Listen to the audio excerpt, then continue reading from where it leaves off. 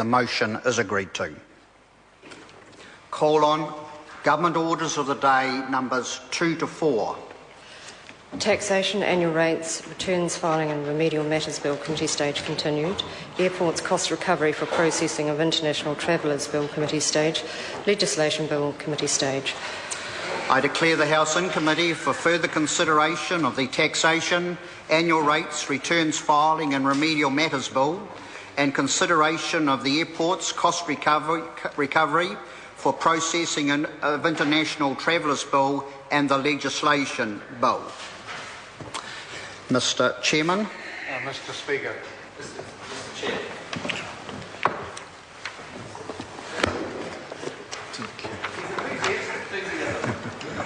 The House and Committee for further consideration of the Taxation, Annual Rates, Returns, Filing and Remedial Matters Bill and consideration of the Airports Cost Recovery for Processing of International Travellers Bill and the Legislation Bill. Members, we come first to the Taxation, Annual Rates, Returns, Filing and Remedial Matters Bill.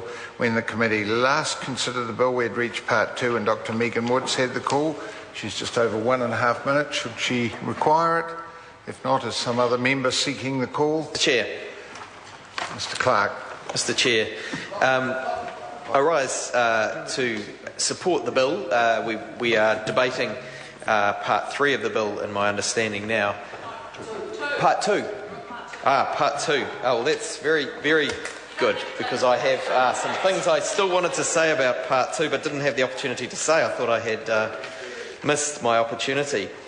Mr. Chair, the loyalty bonuses issue was one that came up in Part 2, and we raised some concerns about that particularly, or I wanted to raise some concerns but didn't have the opportunity in relation to where that issue had broader relevance, and we saw that coming up likewise in the at a similar time in our Parliament around the asset sales legislation.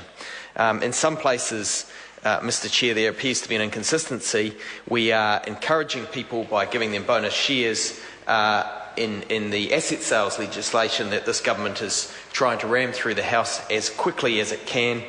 And indeed, in Part 2 of this legislation, on the other hand, we are taxing bonus shares. The submitters who spoke about this suggested that this was really the wrong way around, and how should we encourage investment in capital markets and local markets when we are taxing these shares rather than encouraging more shareholding.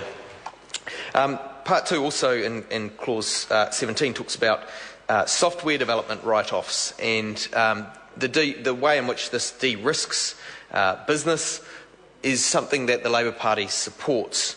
We believe that there are some sensible things in this bill. Overall, the bill does contain some sensible measures, but by and large it is restricted to tinkering the big issues of the day. The pro-growth tax policy that would take our country ahead is left grasping and excluded from this legislation, where taxing bonus shares is included.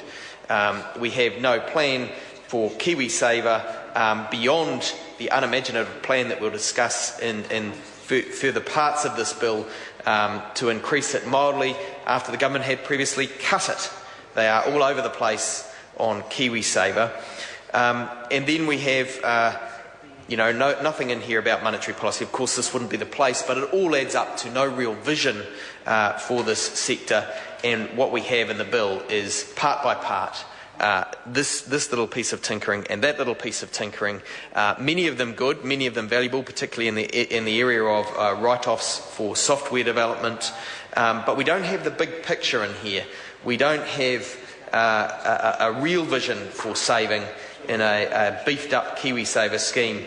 We don't have any pro-growth tax policy, and that means that as a country we've seen our tax take drop. We've seen it drop 4% during the time of this government and policies that were described as broadly fiscally neutral, and we have nothing in this bill that seeks to correct for that, that seeks to make sure that there are the right conditions for growth in our economy in order to secure the revenue base that we need as a country to secure future public services, those public services that we rely on, the hospitals and schools that look after our children, and the police that look after our society. All of those services that we as taxpayers value are at risk when the tax base has been eroded and when there's no plan through the tax system or otherwise to grow our economy, other than the kinds of things like taxing bonus shares, which is actually going to make our capital market more shallow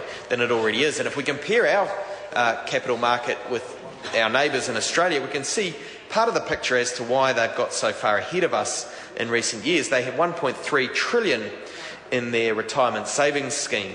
And in New Zealand, our KiwiSaver is a Johnny-come-lately. The Labour government in the 1970s put in a scheme that would have seen us actually better off than the Australians with our savings, but Mr Muldoon pulled that back, and we're all woeing that part of the story. But there are opportunities now in the space, in the KiwiSaver space. There are opportunities here in terms of the decisions we could make, the plan to have write-offs around software development that hasn't been successful and that de-risks some of that development work is a good step forward.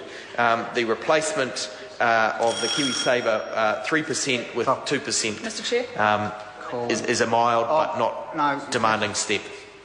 Member must sit down when I've rung the bell. That's it. You don't continue, otherwise I'll give you another call. So, yes, Louise Upston. I move that the question be now put.